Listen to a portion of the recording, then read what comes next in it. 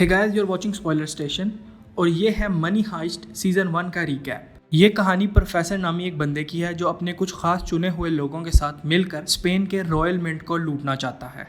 The royal mint of Spain ये वो जगह है जहाँ पर पूरे स्पेन के पैसे छपते हैं और यहाँ पर पैसे छापने की काफ़ी मशीन्स भी होती हैं। प्रोफेसर और उसकी टीम का प्लान होता है कि स्पेन के रॉयल मिंट पर डाका डालना और अंदर जाकर बहुत सारा नया पैसा छापकर वहाँ से निकल जाना। नया पैसा छापने की वजह यह है कि बाद में पुलिस इस पैसे को ट्रेस ना कर सके। प्रोफेसर और उसकी टीम फिर साथ मिलकर महीनों तक स्पेन की सबसे बड़ी चोरी की प्लानिंग करते हैं। प्रोफेसर ने इस चोरी को बहुत दिमाग लगा के काफ़ी गहराई से प्लान किया होता है। इस चोरी को अगर परफेक्टली अंजाम देना है तो सारी टीम को कुछ स्पेशल रूल्स फॉलो करने होंगे। पहला और सबसे इम्पोर्टेंट रूल, कोई भी अपना असली नाम इस्तेमाल नहीं करेगा। सारे टीम मेंबर्स के स्पेशल कोड नेम होते हैं जो कि दुनिया के मुख्तलिफ शहरों के नाम होते हैं। बचे हुए रूल्स में शामिल है आपस में कोई रोमांटिक रिलेशन ना रखना और बगैर खून खराबे के चोरी को अंजाम देना। इस चोरी में शामिल है टोक्यो, रियो, बर्लिन, मॉस्को और उसका बेटा डेनवर, नायरोबी और 2 twins Helsinki and Oslo,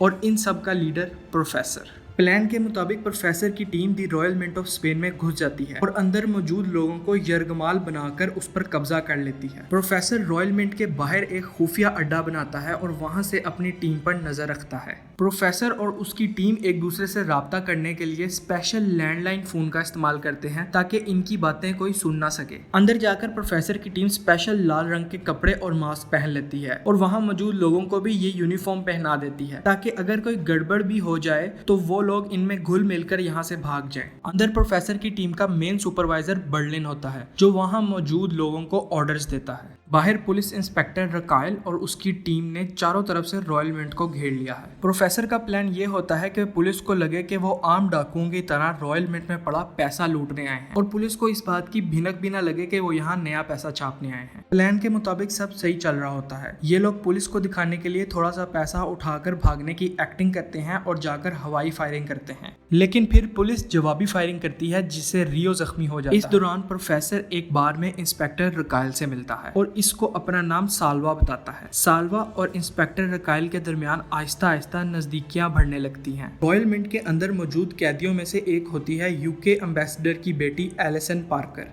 police को लगता है कि शायद प्रोफेसर और उसकी टीम को अंदर मौजूद इस अहम शख्सियत के बारे में नहीं पता, लेकिन ऐसा कैसे मुमकिन था? प्रोफेसर को यह सब कुछ पता था और उसने जानबूझकर ये दिन डकैती के लिए चुना था ताकि वो एलिसन पार्कर को अपना कैदी बना सके। प्रोफेसर फिर एलिसन पार्कर से पुलिस को कॉल करवाता है और इन सबको बताता है कि अगर पुलिस ने अंदर आने की कोशिश की तो ये यहाँ पर मौजूद सब कैदियों को एक एक करके मार देंगे। पुलिस को पता चल जाता है कि ये कोई आम डकैती नहीं है बल्कि इन लोगों ने इसको बहुत सोच समझ के प्लान किया है। रॉयल मिंट के अंदर प्रोफेसर की टीम हर घंटे 8 मिलियन यूरो के हिसाब से लगातार पैसा छाप रही होती है और बाहर इंस्पेक्टर रकायल और उसकी टीम अपने अगले कदम की प्लानिंग शुरू कर देते हैं। रॉयल मिंट के अंदर मौजूद कैदी प्रोफेसर और उसकी टीम को चैन नहीं लेने देते। एलिसन चुपके से फोन यूज करने की कोशिश करती है लेकिन तभी रियो जाकर उसको रोक लेता है, मगर इतनी देर में पुलिस एलिसन का फोन हैक करके फ्रंट कैमरे की मदद से रियो का चेहरा देख लेती है। फिर हमें पता चलता है कि रॉयल मिंट के डायरेक्टर आर्टूरो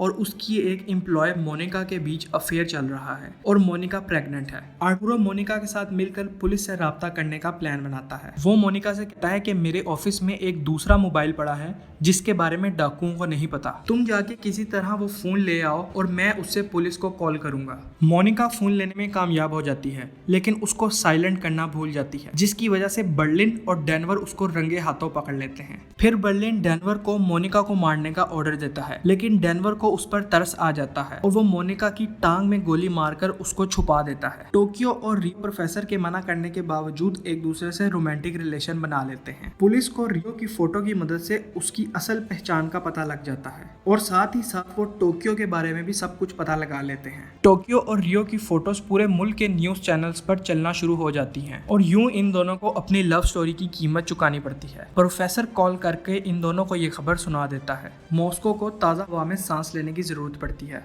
डेनवर मॉस्को और कुछ कैदियों को नकली बंदूकें पकड़ाकर छत पर ले जाता है ताकि पुलिस इन पर गोली ना चला सके और मॉस्को थोड़ी ताज़ा हवा खा ले। इन कैदियों में आर्टुरो भी शामिल था। आर्टुरो को जब मोनिका के मरने की खबर मिलती है तो वो पागलों की तरह डेनवर और मॉस्को पर चीखने चिल्लाने लगता है। पुलिस के स्नाइपर्स को लगता है कि आर्टुरो प्रोफेसर की टीम का बंदा है और वो उस पर गोली चला देते हैं। गोली आर्टुरो के कंधे पर लगती है। आर्टुरो बुरी तरह जख्मी हो जाता है और अब उसे प्रॉपर मेडिकल ट्रीटमेंट की जरूरत है। जब पुलिस को अपनी गलती का पता चलता है तो वो कुछ डॉक्टर्स को आर्टुरो का इलाज करने के लिए रॉयल मिंट में भेजती है। इन डॉक्टर के साथ इंस्पेक्टर एंजल रूबियो भी नर्स बनकर अंदर चला जाता है। प्रोफेसर एंजल को पहचान लेता है और इसकी टीम तलाशी के दौरान एंजल की ऐनक अपने कब्जे में कर लेती है और इसमें माइक्रोफोन लगाकर एंजल को वापस कर देती है। मौके का फायदा उठाकर इंस्पेक्टर रकेल और उसकी टीम जमीन के नीचे एक टनल से रॉयल मिंट के अंदर जाने का प्लान बनाती है। इनका प्लान होता है कि डाकुओं का स्पेशल यूनिफॉर्म और मास्क पहनकर अंदर जाके उनमें घुल मिल जाना, लेकिन प्रोफेसर को इस प्लान का पता चल जाता है और वो अपनी टीम को कहकर सारे मास्क चेंज करवा देता है। एंजल बाहर आकर फौरन ये खबर रकाइल को देता है और उनका ये प्लान भी नाकाम हो जाता है। मॉस्को और नायरोबी को पता चलता है कि डेनवर ने मोनिका को नहीं मारा और वो जिंदा है, लेकिन वो ये खबर बर्लिन को देने की बजाय मोनिका की मदद करते हैं। प्रोफेसर को फिर पता चलता है कि बर्लिन अंदर अपनी मर्जी चला रहा है और प्रोफेसर के बनाए हुए रूल्स को तोड़ रहा है। हेलसिंकी वो गाड़ी जो प्रोफेसर और उसकी टीम डाके से पहले इस्तेमाल करती थी उसको सही तरह ठिकाने से नहीं लगाया था।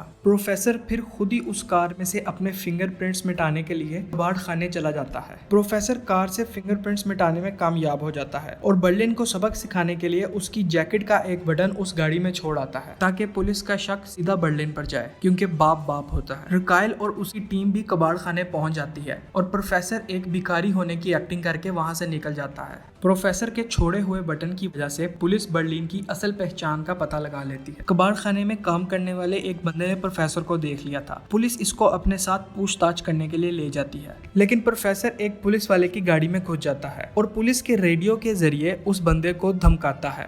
वो बंदा प्रोफेसर की धमकी में आ जाता है और पुलिस के साथ ताउन करने से इनकार कर देता है। इंस्पेक्टर रकाइल प्रोफेसर से इजाजत लेकर रॉयल मिंट के अंदर जाती है और प्रोफेसर की टीम से मिलती है। वो इनको बताती है कि बर्लिन एक जानलेवा बीमारी में मुब्तला है और इसकी जिंदगी के बस कुछ ही दिन बचे हैं। इंस्पेक्टर रकाइल की तलाशी लेते वक्त रियो को उसके पास से एक माइक मिलता है। उस माइक पर रियो का निकनेम रायो लिखा होता है। रियो को सिर्फ उसके माँ बाप इस नाम से बुलाते हैं। रियो को फिर माइक के अंदर छुपा हुआ एक मेमोरी कार्ड मिलता है और उसमें उसके पेरेंट्स का एक मैसेज रिकॉर्ड होता है कि रियो ने अगर पुलिस की मदद की तो वो बाकी सबको पकड़ लेंगे और इसको जाने देंगे। इंस्पेक्टर एंजल को अब रकाइल के नए दोस्त साल्वा पर शक होने लगता है। एंजल फिर जाके साल्वा से मिलता है और चुपके से उसका चम्मच चुरा लेता है और इस तरह एंजल के पास साल्वा का डीएनए और फिंगरप्रिंट्स आ जाते हैं। एंजल फिर ये बात जाकर रकाइल को बताता है कि मुझे तुम्हारे नए दोस्त साल्वा पर शक है। मैंने उसका बैकग्राउंड चेक किया है और चेक करने पर मुझे पता चला है कि पास ही में उसकी एक दुकान है। मुझे लगता है कि साल्वा का डाके में कुछ हाथ है, क्योंकि वो तुमसे मिलने यहाँ पर आ चुका है और उसको हम सबके चेहरों का भी पता है। यही वजह है कि प्रोफेसर हमेशा हमसे 2 कदम आगे रहता है। रकाइल ये सुनकर बहुत गुस्सा होती है और एंजल को कहती है कि तुम साल्वा से जल रहे हो क्योंकि मैं तुम्हारी बजाय साल्वा को डेट कर रही हूँ। एंजल फिर वहां से चला जाता है,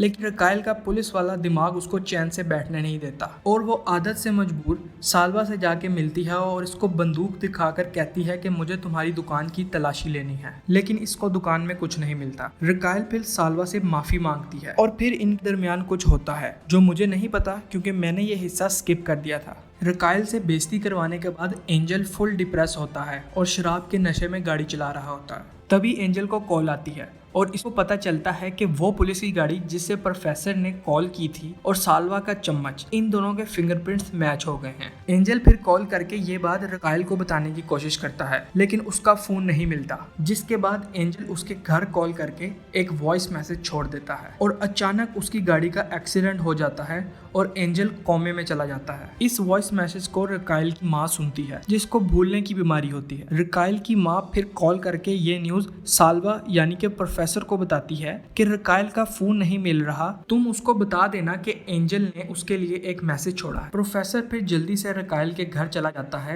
और एंजल का वॉइस मैसेज डिलीट कर देता है। रकायल की अम्मी अपनी भूलने की बीमारी की वजह से ये भूल जाती है। आर्टूरो को फिर पता चलता है कि मोनिका जिंदा है, लेकिन अब वो डेनवर से प्यार करने लग गई है। आर्टूरो फिर गुस्से में अपना सारा ध्यान वहां से भागने में लगा देता है और ये अपने साथियों के साथ मिलकर 16 लोगों को वहां से भगा देता है। जाते जाते ये लोग हेलसिंकी के भाई ओस्लो को मार देते हैं। प्रोफेसर रकायल के घर बैठकर उसका वेट कर रहा होता है। रकायल इसको अपने घर देखकर खुश होती है और फिर ये दोनों रकायल की अम्मी के साथ मिलकर बैठ के सूप पीते हैं। इस दौरान रकायल के दिमाग में एक ख्याल आता है कि इतने बड़े प्लान को सरअंजाम देने के लिए प्रोफेसर और उसकी टीम ने काफी ज्यादा प्लानिंग की होगी। इनके पास मशीन गन्स हैं जिनको चलाने की प्रैक्टिस इन्होंने किसी सुनसान जगह पर की होगी। रकायल फिर अपनी टीम को कॉल करती है और कहती है कि आसपास कोई ऐसी सुनसान जगह ढूंढो जहां पर गन चलाने की प्रैक्टिस की जा सकती हो। अंदर प्रोफेसर की टीम कैदियों को 1 मिलियन यूरोस का लालच देकर इनको अपने प्लान में शामिल कर लेती है ताकि इनका काम जल्दी हो। रकायल की टीम को एक सुनसान जगह मिलती है जो उनको लगता है कि प्रोफेसर का अड्डा हो सकता है। वो रकायल को कॉल करके ये बात बताते हैं। रकायल फिर गाड़ी में बैठकर साल्वा के साथ उस जगह को चेक करने चली जाती है। साल्वा यानी कि प्रोफेसर गाड़ी में बैठा रहता है और रकायल इस जगह की छानबीन करने के लिए अंदर चली जाती है और यहाँ खत्म होता है मनी हाइस्ट का सीजन 1।